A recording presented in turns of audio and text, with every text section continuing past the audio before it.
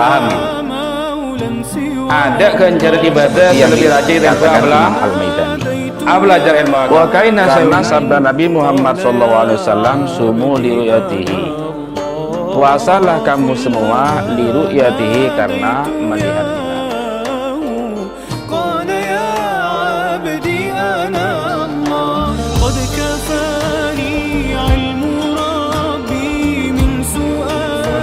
Assalamualaikum warahmatullahi wabarakatuh. Bismillahirrahmanirrahim. Alhamdulillahirabbil alamin, wassalatu wassalamu ala asyrafil anbiya'i wal mursalin sayyidina Muhammadin wa ala alihi washabbihi ajmain. Subhanaka la ilma lana illa ma 'allamtana innaka antal alimul hakim. Rabbi shrah li sadri wa yassir li amri wahlul 'uqdatam min lisani yafqahu qawli waj'al li wazira min ahli rabbi zidni ilma warzuqni fahman wa rizqan wasi'an. Qala musannifu rahimakumullah ta'ala wa nafa'ana bihi wa unbimiti amin. Bismillahirrahmanirrahim. Melanjutkan pembacaan Nurul Ubudiyah yang kemarin telah dijelaskan apa itu syariat. Ila syariat itu hiya al-akhdu bidinillahi ta'ala wal qiyam bil amri wan nahyi. Ada yang mengatakan yang dimaksud syariat adalah mengambil dengan agama Allah dan mendirikan perintahnya dan menjauhi larangan. Wa tariqatu hiya al-amalu bil wajibati wal mandubati wa tarkulil manhiyati wa takhalli an fudulil mubahati wal akhdhu bil ahwati kal wara'i wa biryadati min saharin wa ju'in wa sumtin. Tariqah secara bahasa adalah jalan menuju ke mana saja, walaupun jalan menuju kuburan atau jalan menuju ladang. Tariqah secara bahasa. Namun yang dimaksud tariqah di sini adalah al-amalu bil wajibati, melakukan kewajiban, melakukan hal yang disunnahkan, meninggalkan larangan, mensunyikan diri dari hal-hal yang sifatnya mubah, mengambil seperlunya. Dengan arti mensunyikan dari berlebihan dari hal-hal yang sifatnya mubah. Mengambil yang lebih hati-hati seperti wara, latihan tidak tidur di waktu malam, latihan lapar, wasumtin, dan latihan diam kecuali bicara yang ada manfaatnya.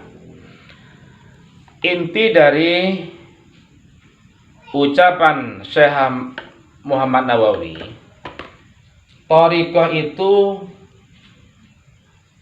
tidak harus masuk pada Qadiriyah, Naksabandiyah, Wahidiyah atau yang lain. Asal melaksanakan perintah Allah, baik yang sifatnya wajib, sunnah, meninggalkan larangan Allah, tidak berlebih-lebihan dalam hal yang mubah, mengambil hukum yang lebih hati-hati, biasa latihan tidak tidur waktu malam, biasa latihan untuk lapar, ini sudah masuk thariqah, sudah masuk mengamalkan thariqah. Simpel kan yang dimaksud thariqah itu. Cuman orang-orang kadang-kadang itu beranggapan kalau tidak masuk ke thariqah ini belum masuk thariqah katanya. Jadi thariqah itu udah harus ke Qadiriyah, udah harus ke Naksabandiyah. Asal kita melaksanakan semua kewajiban atau melaksanakan sunnah-sunnah, meninggalkan larangan, itu sudah mengamalkan thariqah. Malah thariqah yang lebih utama daripada thariqah yang ada. Melaksanakan kewajiban dan sempurna, menjauhi larangan, ini thariqah yang paling utama. Jadi thariqah itu banyak. Bukan cuma 1, 2, 3, 4, 5 saja. Thariqah itu banyak. Jadi kita jangan sampai salah persepsi. Wal haqiqatu fahmu haqaiqil asya'i. Hakikat itu mengerti hakikatnya perkara. Apa hakikat itu? Syai'us sabit. Hakikat itu suatu yang tetap. Yang dimaksud sini al-haqiqatu fahmu haqaiqil asya, mengerti hakikatnya perkara. Contoh kasuhudil asma'i was sifati wa suhudid dati wa asraril qur'ani wa asraril man'i wal jawasi wal ulumil al-ghaibiyati allati la tuktasabu min muallimin. Hakikat adalah paham atau mengerti hakikat perkara, seperti menyaksikan dan mengakui asma-asma Allah, sifat-sifat Allah, menyaksikan dengan hati dan mengakui zat Allah, mengetahui atau paham rahasia Al-Quran, mengetahui rahasia larangan atau hal yang mubah, mengetahui ilmu-ilmu yang sifatnya gaib yang tidak perlu dipelajari dari seorang guru atau ustadz. Wa innama tafhamu 'anillahi kama qala ta'ala in tattaqullaha yaj'al lakum furqana. Hanya saja kamu memahami dari Allah langsung, bukan dari perantara seorang ustadz atau guru. Ini hakikat. Lah ini bisa dicapai dengan cara kita melaksanakan perintah Allah, dengan cara menjauhi larangan Allah. Baru kita bisa memahami ilmu yang disebut hakikat tanpa ada perantara dari seorang ustadz. Seperti yang difirmankan oleh Allah Subhanahu wa taala, in tattaqullaha yaj'al lakum furqana. Jikalau kamu takut kepada Allah, maka Allah memberikan pemahaman kepada kamu semua. Jikalau kamu betul-betul takut kepada Allah, maka Allah memberikan pengertian pemahaman pada kamu. Ai fahman fi qulubikum ta'khudunahu an rabbikum min ghairi muallimin. Maksudnya Allah memberi pemahaman, memberi pengertian di dalam hati kamu. Ta'khudunahu an rabbikum, kamu bisa mengambilnya dari Tuhan kamu. Min ghairi muallimin, tanpa perantara seorang guru. Allah Subhanahu wa taala berfirman, wattaqullaha wa yu'allimukumullah.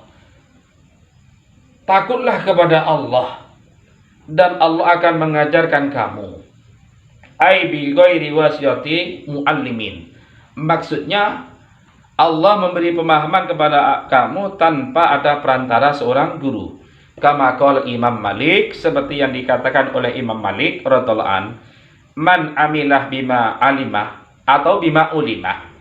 Ini sama-sama bisa, karena bisa dikatakan nahu itu fleksibel. Man amilah bima alimah warasahullah ta'ala ilma ma lam ya'lam.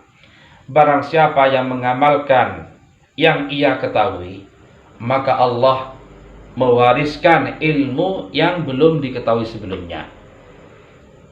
Paham ya? Barang siapa mengamalkan ilmu yang ia ketahui, maka Allah akan beri tambahan ilmu yang belum diketahuinya. Lah, ucapan Imam Malik seperti ini memberi faedah asy-syari'ata wa tariqata wal haqiqata, memberi faedah syariat, tariqah dan hakikat. Fa asyara bi qouli alima ila syari'ah. Imam Malik berkata bima alima, maksudnya dengan ilmu yang ia ketahui ila syariah, pada syariah. Wa biqoli amila ila tariqah, yang dimaksud dengan ucapan Imam Malik ali amilah ila tariqah, mengamalkan tariqah, seperti yang diucapkan tadi. Orang sudah melaksanakan perintah Allah, menjauhi larangan Allah, itu sudah melaksanakan tariqah. Melaksanakan perintah Allah yang sifatnya wajib maupun yang sifatnya sunnah. Meninggalkan larangan Allah atau mengambil hukum yang lebih hati-hati, ini sudah melaksanakan tariqah. Wa biqoli, dan dengan ucapan Imam Malik, wa rasulullah ta'ala ilma ma lam ya'lam ilal haqiqah, orang itu akan diberi ilmu hakikat oleh Allah Subhanahu wa taala. Jika intinya begini, kita mengetahui hukum 5. Ini logikanya. Sudah mengetahui 5 hukum. 5 hukum itu amalkan. Nanti oleh Allah akan diberi penambahan, diberi tambahan pengetahuan, diberi tambahan ilmu yang sebelumnya belum diketahui.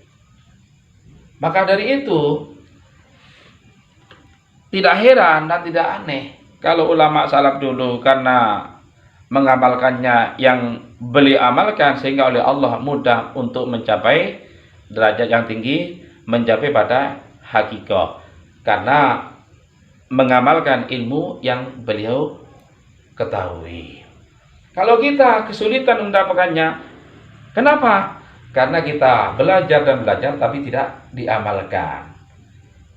Jadi belajar bukan cuma sekedar belajar tapi diamalkan. Bukan cuma sekedar cari argumen, tapi untuk diamalkan. Apa artinya kalau kita belajar tapi tidak diamalkan? Tidak ada faedahnya. Kalau soal masalah mendapat fadilah belajar, ya tetap saja mendapatkan fadilah belajar. Tapi faedahnya itu di mana? Tidak ada faedahnya. Mangga ada jarang sepo, cangkiai sepo senika. Sampai-sampai berbudaya. Mun kiai lawas, dua najem tajem, lisan tajem. Mun orang semangken, ustaz semangken, kiai semangken, gigi tajem gocang. Apa? Karena penter abu-debu, penter berhujah, penter diskusi, penter omong, tapi tak iso ngamal lagi. Maka dari itu, mari kita belajar dan mengamalkannya. Akhirul kalam. Wassalamualaikum warahmatullahi wabarakatuh.